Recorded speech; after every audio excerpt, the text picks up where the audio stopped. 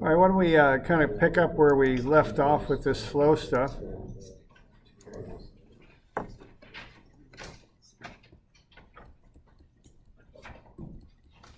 So what we figured out last time is you just take the velocity times the area to get the flow rate.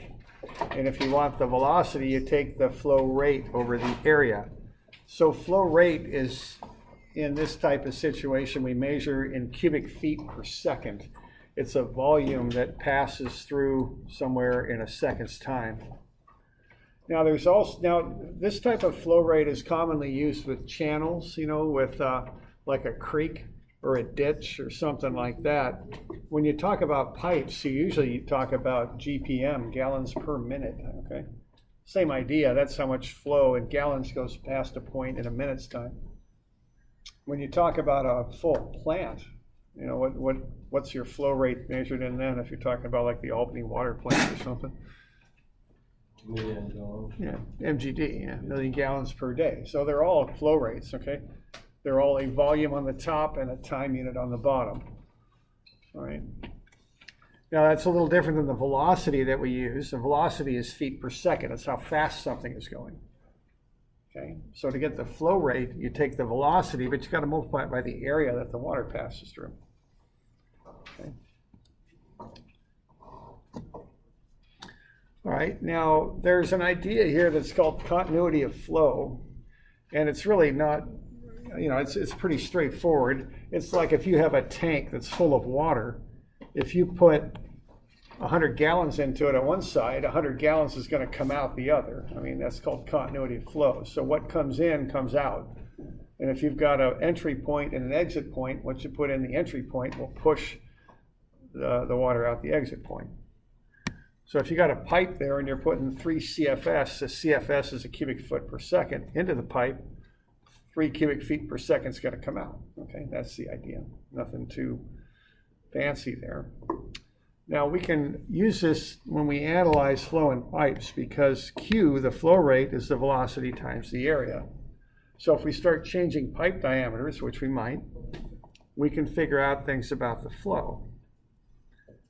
All right.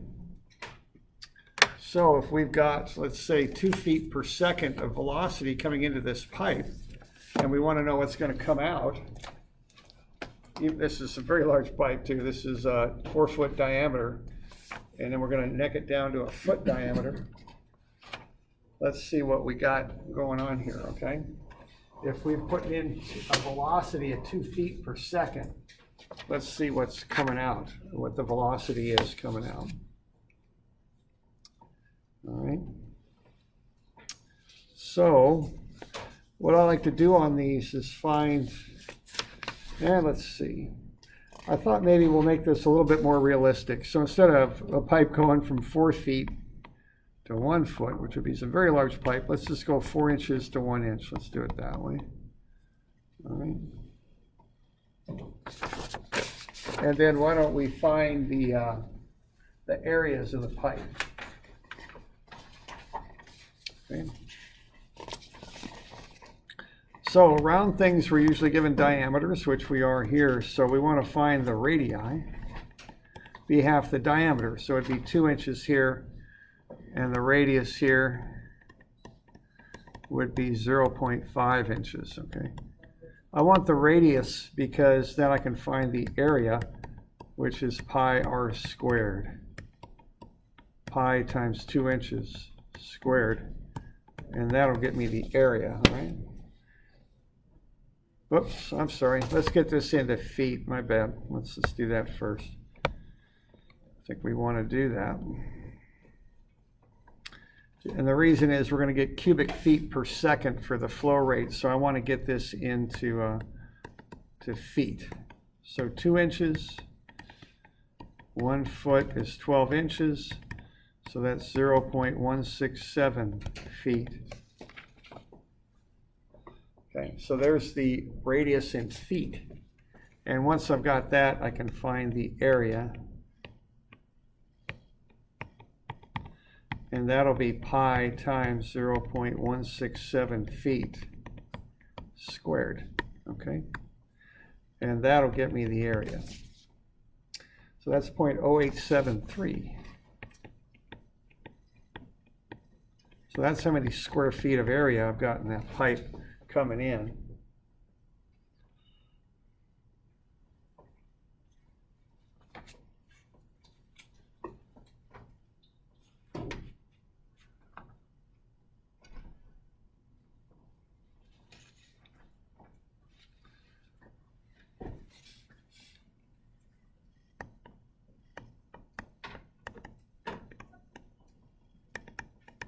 Now I can do the same deal over here.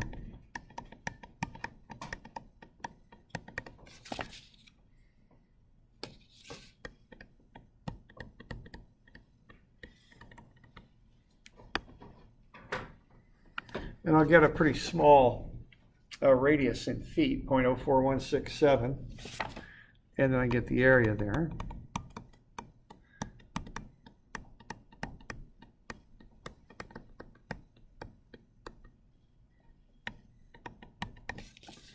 And then we're going to go 0.005454. And that'll be the area in square feet on this side. Okay. So when I see these kind of problems, the first thing I usually do is get the areas, okay? And get that all figured out.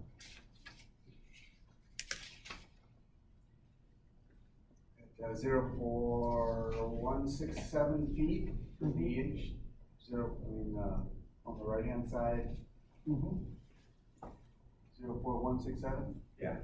Yeah, that's 0.5 divided by 12. I think that's pretty good though.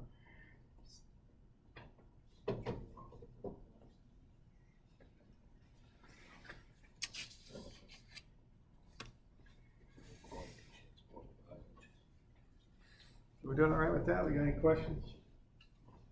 So I just start with the areas. And I got the velocity, so I can multiply that through, and that'll get me the flow rate. Okay. So that'll be the next thing to do. Because you know the velocity on this side is 2 feet per second.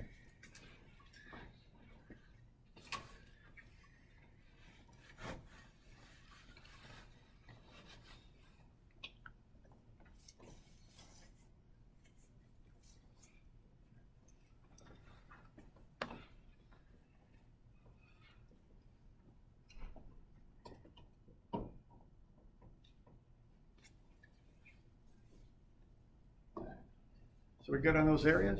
We're doing all right?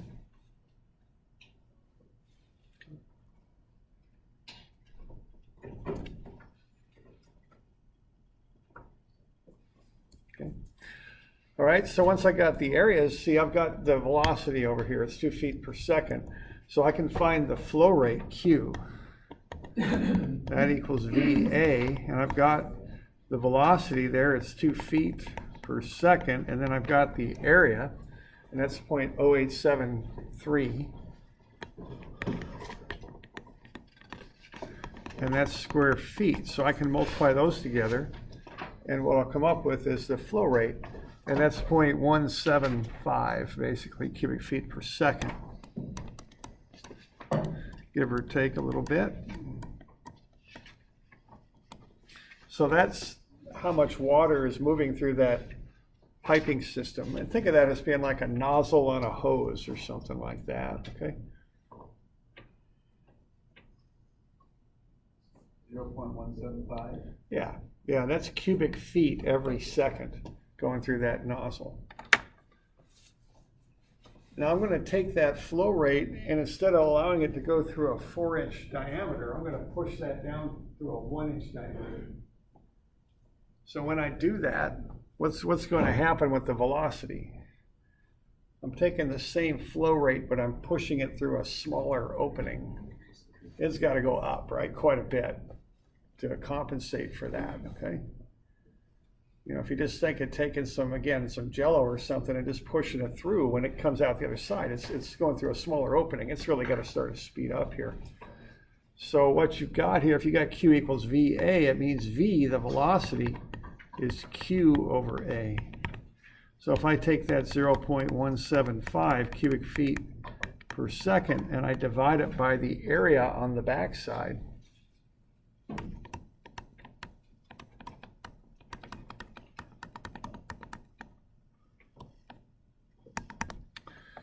then I'll come up with the velocity that's required. And there might be a little bit of rounding error floating around in here, but it's pretty much going to come out to be 32 feet per second. So by necking that opening down, we're going from 2 feet per second to 32. Okay.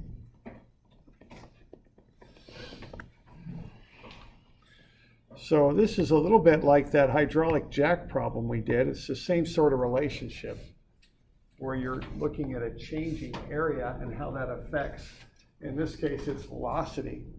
In the other case, it was force. Okay, it's the same approach, same concept. By changing the area, you're changing the velocity.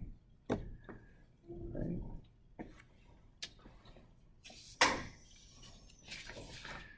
And just like with that hydraulic jack problem, there's a shortcut on this, if you like.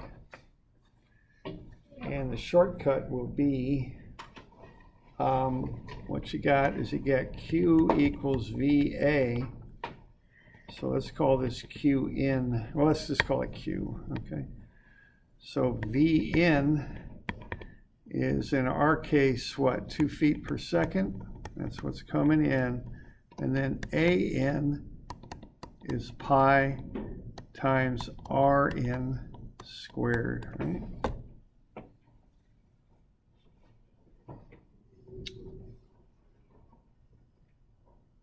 And actually, why don't I just, okay, so that's what we got. Now, when we want the velocity here coming out, that's going to be Q over the out area, okay? And A out is pi times R out squared, okay? So to get this shortcut approach here, what we're going to do is we're going to say V out, which is what we want to know, is Q, which is V in times pi R in squared.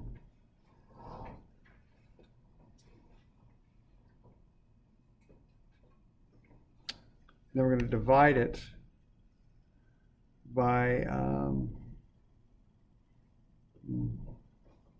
by the area out, which is pi R out squared.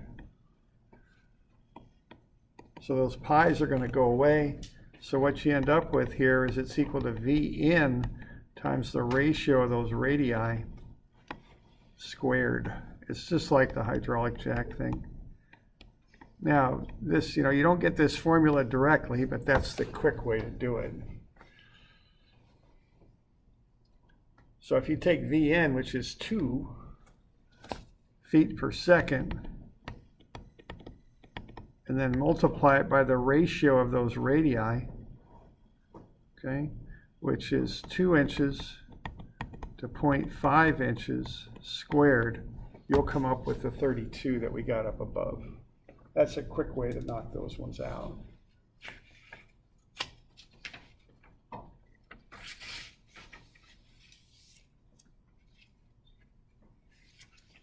Last numbers you wrote were 2 in.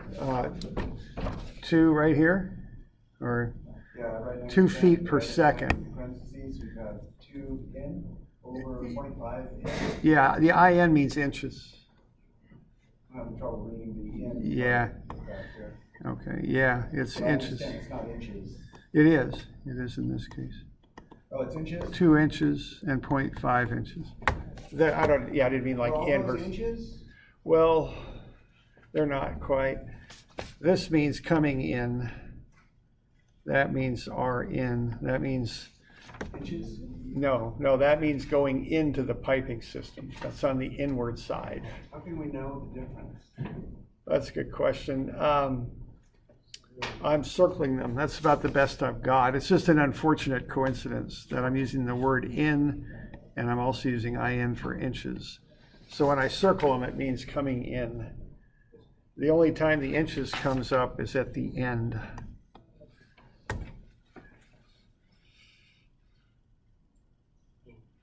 The other thing is when you see the in next to an out, you know, it gets you an idea of what that subscript means.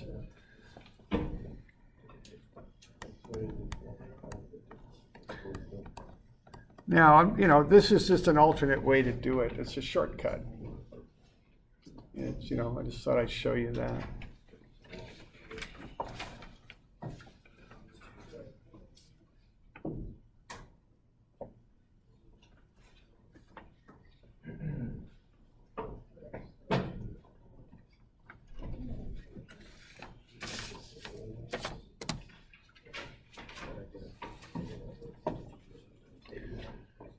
So you got any questions on that?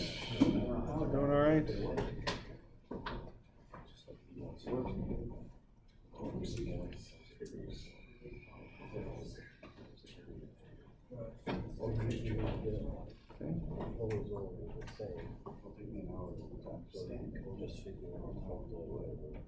So you can go either way on these. You know, it's not like you need to use the shortcut. And I think I've got a little explanation of that right in the book. Okay. As you push the fluid through a smaller opening, it needs to speed up if you're going to hold that flow rate. Okay. That ratio on page 90, is that true for any number? So, you know, if we understand that the ratio is 1 to 4, it will always be 16 times. As long as there's circles, yeah. As long as there's circular pipes, which they are, I mean, normally, yeah. That'll hold any time. So just take the ratio of the either the radii in and out or the diameters in and out. As long as you're using the same thing, it don't make any difference, and you just square it, and that'll get you the ratio of the velocities.